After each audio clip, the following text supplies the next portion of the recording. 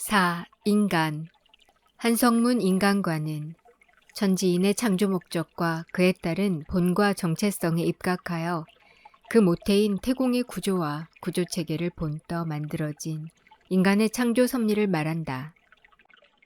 즉 인간의 창조 목적과 그에 따른 본과 정체성은 무엇이고 어떤 창조 섭리에 따른 이치와 원리, 구조와 구조체계로 창조되었으며 인간과 태공은 어떻게 연결되어 있고 그 안에서 인간 생의 주기는 태공 원형 주기와 어떤 연관성을 지니고 있는지를 살펴본다.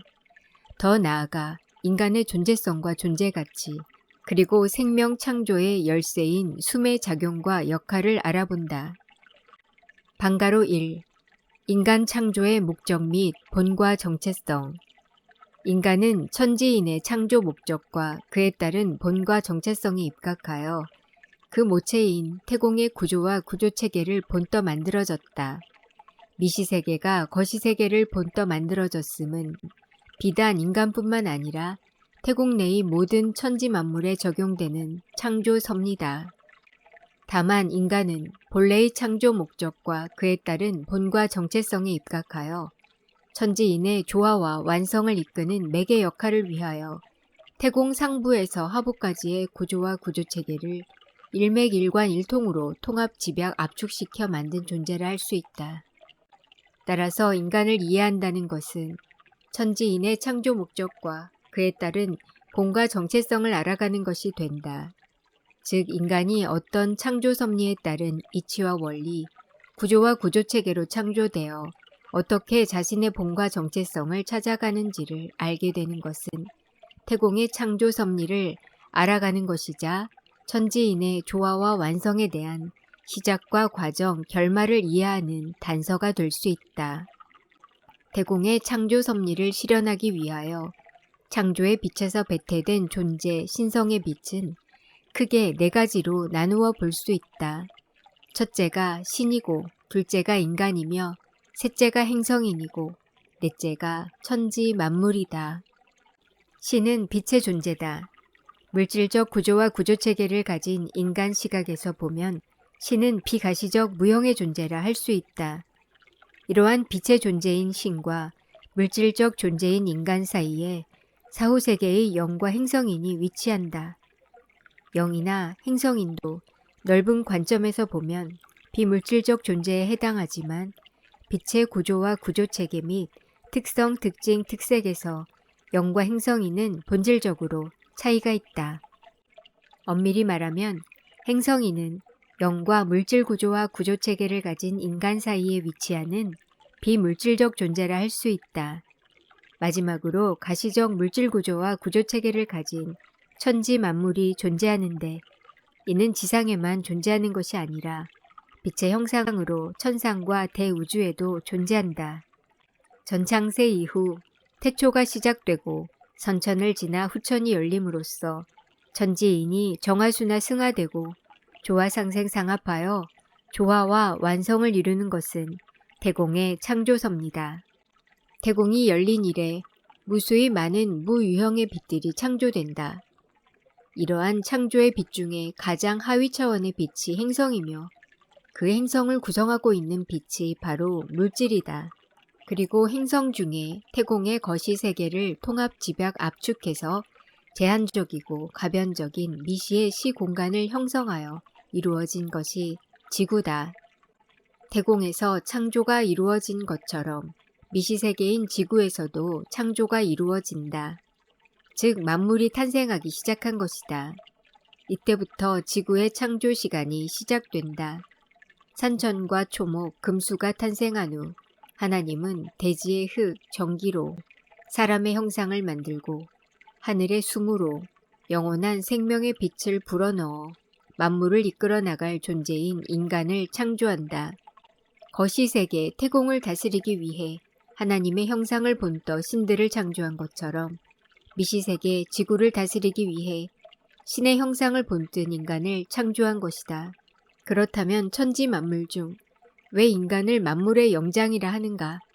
인간은 어떤 목적과 목표, 방향성을 가지고 창조되었고 왜 태공 창조에 있어 중요하고 필수 불가결한 존재인가?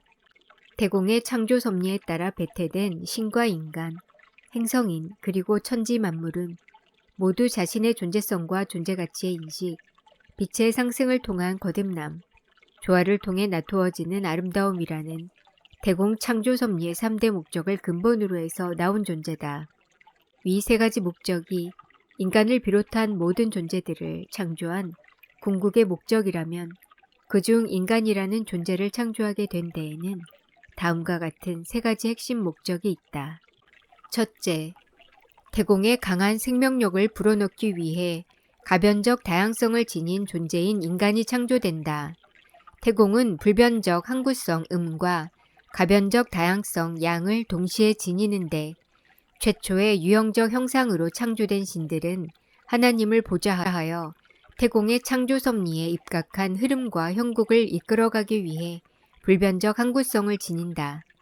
이러한 소임과 역할에 따라 신들의 존재성과 존재가치는 섭리적으로 불변한다.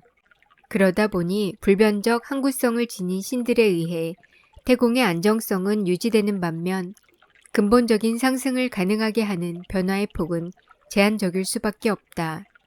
하나님의 또 다른 모습인 가변적 다양성이 아직 반영되지 않았기에 생동감 넘치는 역동성은 부족할 수밖에 없는 것이다. 따라서 상승을 위한 변화의 가능성을 부여하여 창조적 역동성을 높이고자 가변적 다양성을 지닌 인간이 창조된다. 둘째, 태공의 모든 존재가 공유할 수 있는 동일한 존재의 필요에 의해 인간이 창조된다. 다시 말해 공통된 척도로 태공의 창조 섭리를 실현해야 함에 따라 인간이 창조된 것이다. 모든 존재는 창조 시점에 따라 각각의 차원에서 다양한 존재성과 존재가치를 품은 채 탄생되었다. 그중 인간은 가장 하위 차원에 비친 물질을 토대로 창조되었기 때문에 태공의 위계와 질서, 방향성을 이끄는 신들과 다양한 우주천에 존재하는 행성인들이 동등하게 지상으로 내려올 수 있는 조건이 된다. 이는 하나님에 의해 창조된 존재들이 인간으로 내려올 수 있다는 의미로서 이것을 가능하게 하는 인간의 무형적 구조와 구조체계가 영혼백이다. 각각이 지닌 빛의 차이에도 불구하고 안정적인 물질 구조를 가진 존재로 내려올 수 있도록 인간의 영혼백이라는 삼중의 완충체계가 이를 가교하고 있는 것이다. 즉 인간은 불변적 항구성을 지닌 존재의 근본빛과 천변만화의 가변적 다양성을 지닌 물질 사이에 영혼백의 삼중 가교 완충체계를 가짐으로써 여러 차원의 다양한 빛을 품을 수 있는 조건을 갖추게 된다. 후천에는 하나님을 비롯한 수많은 존재들이 제한적 가변성을 지닌 시공간인 지구, 지상으로 내려온다. 지상으로 내려와 근본 자리를 찾아가는 과정과 절차를 거치면서 태공의 가장 하위 차원에서 상위 차원까지의 창조 섭리를 인지인식 인정하고 체득체험 체감함으로써 자신의 조화와 완성 거듭남을 이루고 이를 통해 태공 전체의 조화와 완성 거듭남이 이루어지는 것을 목도한다. 따라서 지구는 태공 안에 창조된 모든 존재들이 인간으로 내려와서 공부하는 학습의 장, 학교가 된다. 인간이라는 존재는 이러한 과정과 절차에서 창조의 목적을 동일한 척도에서 실현할 수 있는 공통 분모가 된다. 거시 세계에서 창조된 모든 존재들은 본래 근본 자리가 각기 다르지만 지상에서는 그러한 격차 없이 동등하게 인간으로서의 기본적인 의식, 정기신과 의식체계, 정기신체계인 정신과 정신체계, 감정과 감정체계, 행동과 행동체계로 태공의 창조 섭리를 체득, 체험, 체감하게 되는 것이다. 모든 존재가 공통된 척도를 가지고 지구 미시세계라는 동일한 환경과 여건 속에서 태공 거시세계의 창조 섭리를 인지인식 인정하고 체득, 체험, 체감함으로써 조화와 완성 거듭남을 이루고 자신의 고유한 빛가임 가치를 나투고 밝히고 나누어 천지인이 어떠한 목적으로 창조된 것인가를 공통적으로 인지인식 인정하고 체득체험 체감하며 공유해 갈 수 있도록 한 것이다. 셋째, 태공의 창조 목적이 이루어졌을 때 모든 존재들이 목도하게 될 조화와 완성 세계에 대한 인식의 편차를 줄이기 위하여 인간이 창조된다.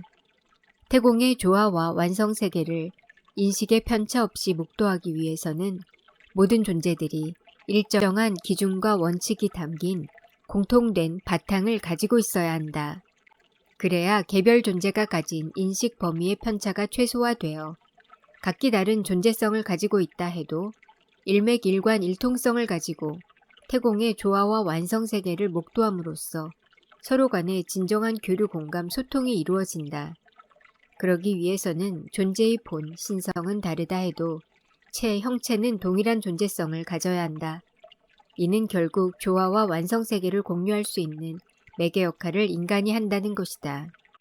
지상으로 내려온 존재들은 인간이라는 동일한 조건하에서 빛의 상승을 이룸으로써 태공의 창조 섭리를 인지인식 인정하고 체득 체험 체감한다.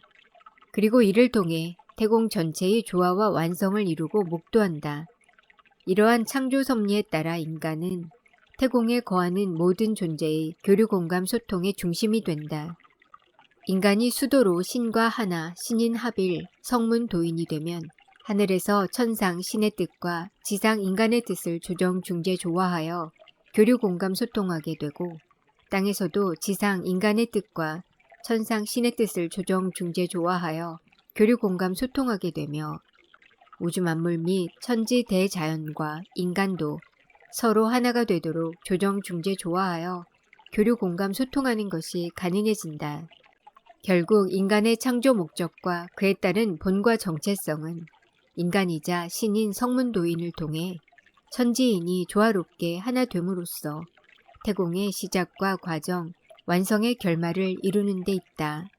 하나님을 비롯한 모든 존재들은 인간이라는 동일한 존재성 속에서 인간 존재의 평등성과 존재 가치의 다양성을 가지고 지상과 천상에서 자기 존재의 창조적 시작과 과정, 완성의 결말을 인식하고 이를 통해 태공의 창조적 시작과 과정, 완성의 결말을 같이 함께 더불어 목도하고 공유할 수 있게 된다. 이는 태공을 추수하는 과정과 절차가 되기 때문에 이러한 역사가 이루어지는 후천을 가을에 비유하여 추수기라고 말한다. 따라서 후천 가을 추수기에 있어 10천 이상의 완성세계에 오른 성문도인이 유형적 추수라면 인간이라는 동일한 존재성 및 의식과 의식체계를 바탕으로 공유하게 될 완성세계의 문화와 문명인 성문도인 문화와 성문도인 문명은 무형적 추수에 해당되며 한 차원 거듭난 지구와 대우주 태공은 공간적 추수로 볼 수 있다. 후천 추수의 핵심 존재인 성문도인은 천지인을 동등한 입장에서 후천 섭리에 따라 십자한으로 연결한다. 천상과 지상이라는 다차원의 입체적 세계를 하나로 연결시켜 동시 차원을 여는 존재가 성문도인인 것이다. 성문도인은 인간이자 신이고 신이자 인간이기에 신과 인간을 가교하고 완충할 뿐만 아니라 지상에서 일어난 일을 천상에 올라 신의 입장에서 다루고 또 천상에서 결정된 일을 지상에서 인간의 입장으로 다루면서 천상과 지상의 흐름과 형국을 조정 중재 조화시키며 하나로 연결한다. 이는 창조가 시작된 이후 서로 다른 세계에서 각기 다른 존재성과 존재 가치를 가지게 됨에 따라 공유할 수 없었던 창조 섭리적 흐름과 형국, 섭리의 진리적 사실을 극한의 미시세계인 지구에서 인간이 신이 되는 과정과 절차를 통해 서로 공유하고 교류 공감 소통할 수 있도록 한 것이다. 하나님과 모든 존재들이 인간이라는 동일한 존재성 및 의식과 의식체계를 가지고 지금까지 함께하지 못한 태공의 조화와 완성의 창조 섭리를 비로소 온전하고 완전하게 공유하게 되는 것이다. 이는 거시의 완성세계의 천상과 미시의 지구세계의 지상이 다차원 입체성의 동시차원성에 입각해 온전하고 완전하게 하나가 되는 것을 의미한다. 그렇기 때문에 성문도인은 천지인을 조화롭게 하나 되게 하는 후천 대추수의 주역 중심이라 할 수 있으며 후천 조화성국이라는 새로운 세상을 열어나가는 존재이기에 신인류라 할 수 있다.